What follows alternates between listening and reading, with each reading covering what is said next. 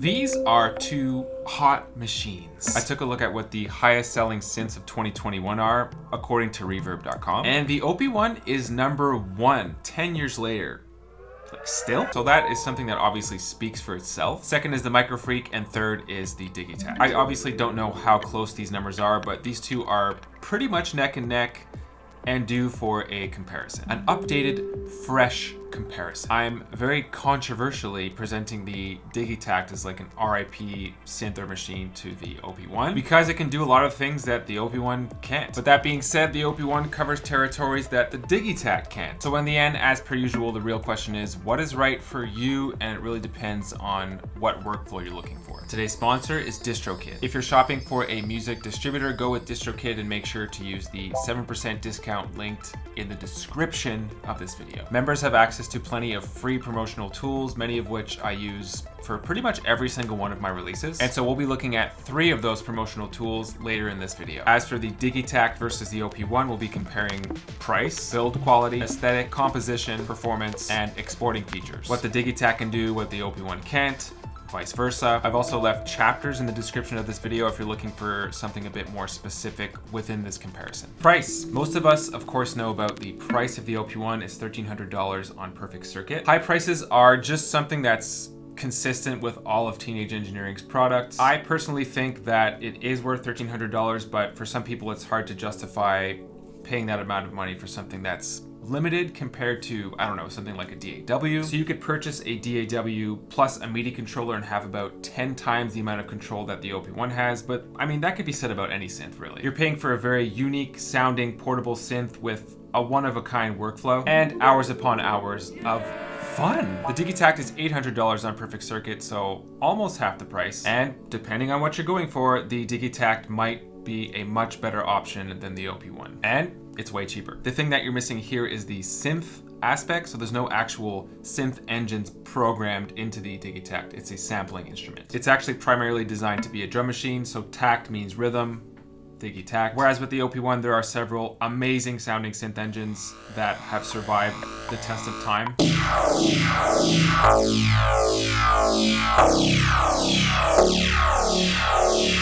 There are countless world-class artists who swear by the sound of the OP-1, so it says a lot. And we'll be touching on that later in this video, of course. Build quality, aesthetic are two things that are very important. Despite the Digitakt being half the price of the OP-1, the build quality is stronger. I hit up related forums often and actually haven't heard or seen of anybody complaining about their Digitakt about having like technical issues with it. I mean, I'm sure there are technical issues, but I don't hear about them that often. From what I've seen, this is consistent with all Elektron products. They are very reliable. They're built out of metal. I'm not sure the exact material that they're using, but it's very sturdy. Aesthetically very square and minimal. There's not much color on it except for this one button here. This is obviously personal taste, but I do find that compared to the OP-1, the Digitakt doesn't have the same aesthetic. It looks a little bit more boring.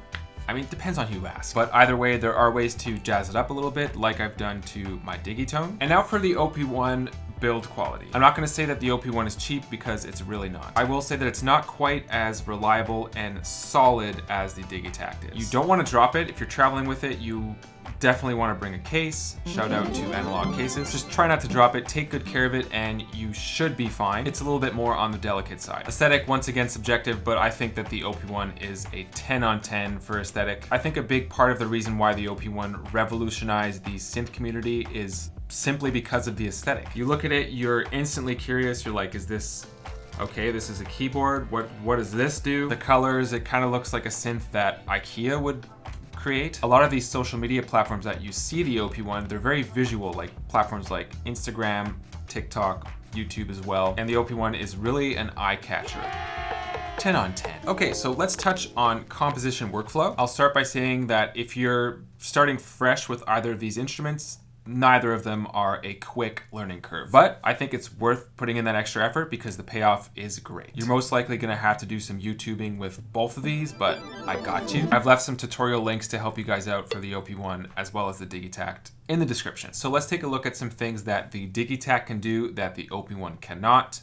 and vice versa. Starting with the obvious, so the Digitakt sequencing capabilities destroy the OP-1. I guess in that way it's a bit more comparable to the OP-Z, but even then it still destroys the OP-Z as well. And yes, the OP-1 does have 7 sequencers, but there's no pattern-based workflow. For example, with the project that I have open right here, if I hit the pattern button, each of these is a separate pattern, so there's 16 in total. And then within each pattern I have 8 instruments to program. Sequencing from one pattern to the next is a cinch. So hit play.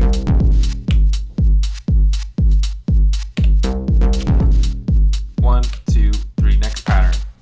Now we're on this one. Let's go to this one.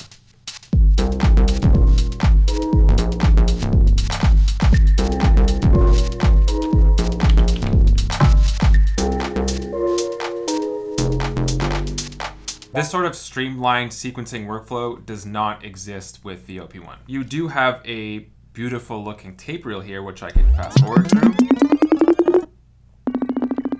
But it's more loop based, so if I was to play this pattern, there's not really any convenient way to jump to another pattern that I've programmed.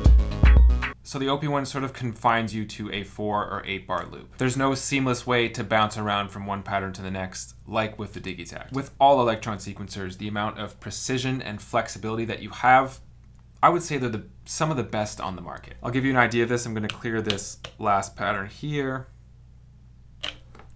If I want, I could go over to the samples page right here and program a different sample on every step if I want. You get the idea. With this amp button right here, you have overall global instrument effects. So I'm on the hi-hats right now. Tons of delay, tons of reverb. Let's hear that.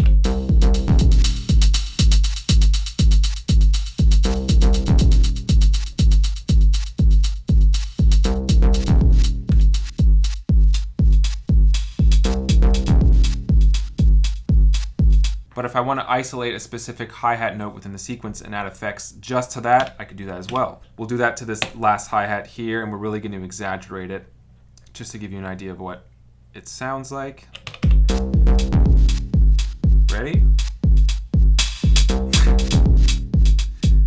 There it is.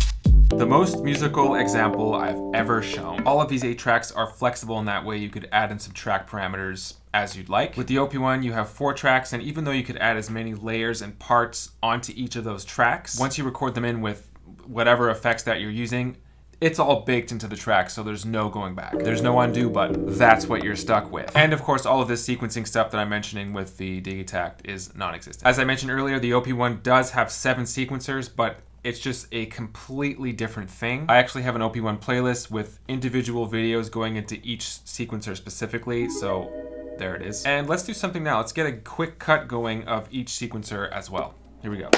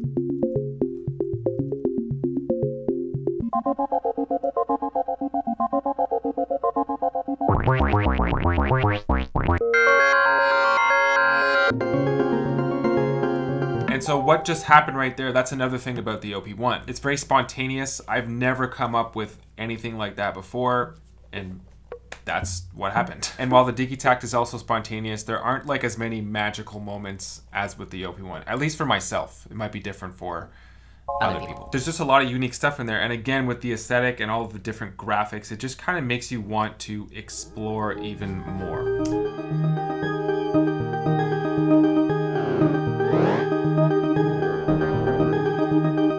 So the grand conclusion here in terms of sequencers is that the Digitakt is more of like an A to B style composition tool, meaning that you create a track from start to finish using the sequencer. The OP-1 though, in sequence line, is a different thing. I'd call it more of like a wacky creative tool to add to your shorter loops within the OP-1. A creative short loop machine, you might say.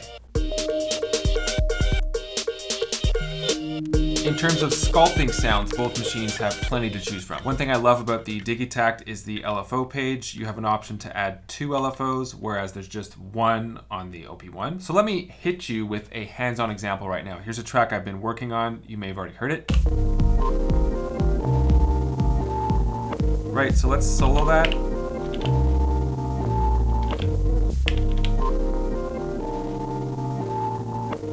Shout out to Blank Forms. This is actually from his sample pack. So we'll add our first LFO. Destination, I'm gonna go with tune, yes, play it. Way too intense. I always like to go very subtle with this.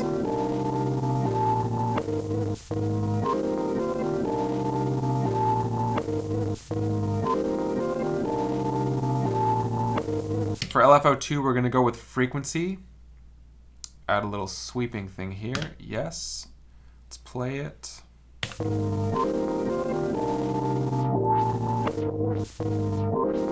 Slow down that sweeping motion.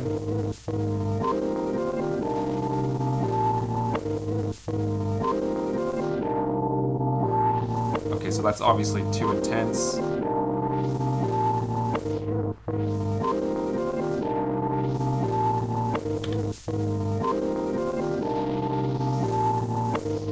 So I don't know about you guys, but this is something that I could just do all day. It's easy to get lost in this. As for the OP-1, you just don't have that sort of sculpting control, but you do have more effects to choose from. The OP-1 is just one of the best ways to come up with new ideas. You have to give it that. If you're using it, let's say with your DAW, it's a great way to come up with something, commit to it, and then just record it. But there is also a snapshot feature. Snapshot, and these are all sounds that I've saved within the OP-1. That's a good one. Super subby bass. So where the OP-1 obviously destroys synth engines, the Digitakt is a sampling machine. There are no synth engines. This is really where the OP-1 lives and shines. Even just the presets are wild.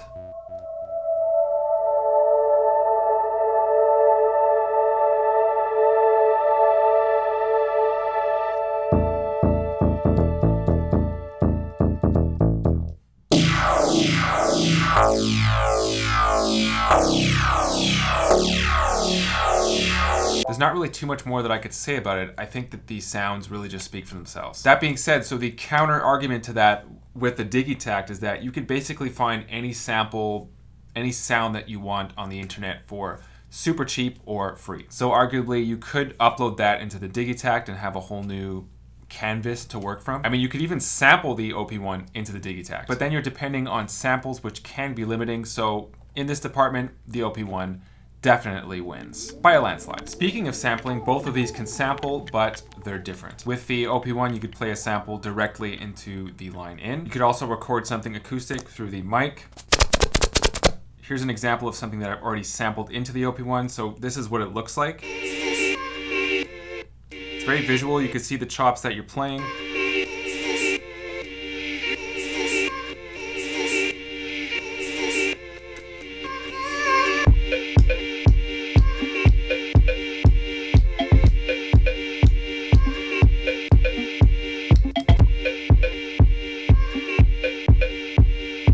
And there we have another idea starting point. With the Digitakt, you simply do not have this same sort of flexibility. You can record something into it. So for example, let's record what we just did with the OP-1.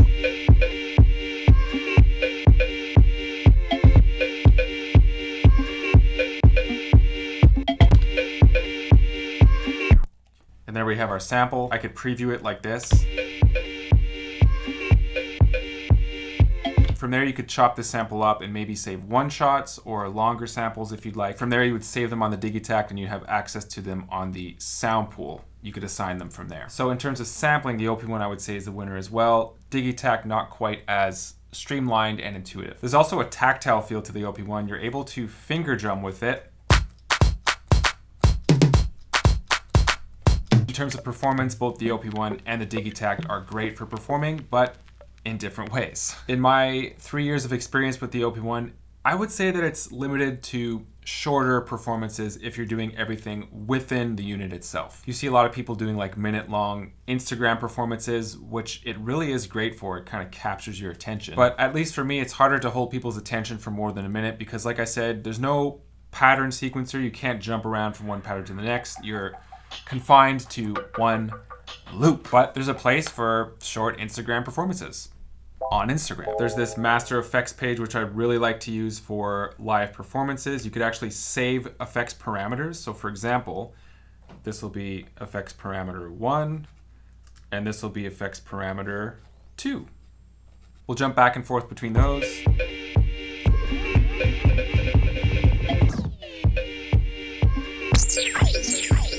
Oh, that one's way too intense.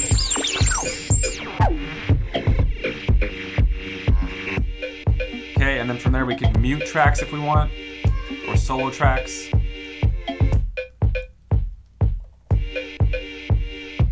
I also really like to use nitro on the master effects, so let's try that out. You can do like a typical filter sweep if you want.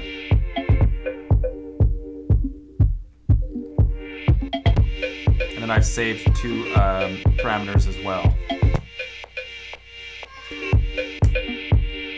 Just with these 2 elements, so muting tracks and effects, you're able to come up with a pretty interesting short performance. Beyond that, you might want to get some other synths involved. The OP-1 becomes part of the story again. Maybe connect it to your Digitakt if you have one. As I mentioned at the beginning about the sequencer, the Digitakt is a whole different story. One thing we haven't looked at actually is you're able to chain patterns together as well. So 1, 2, 3, 4. Let's try that.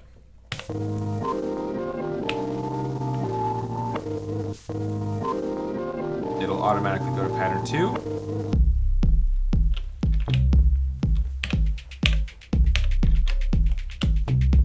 Pattern 3.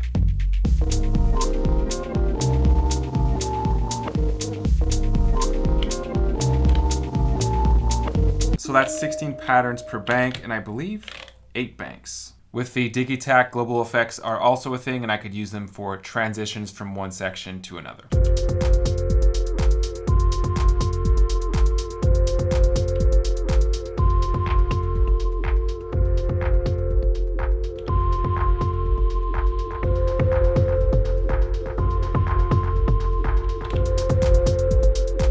In terms of syncing, Digitakt also destroys. It's way easier to sync with it. The Digitakt also makes for a great mixer. I could play other instruments through it. Let's go to the mixer page. I have a volume here, so let's play the beat that I just created with the OP-1. I've got a volume for that.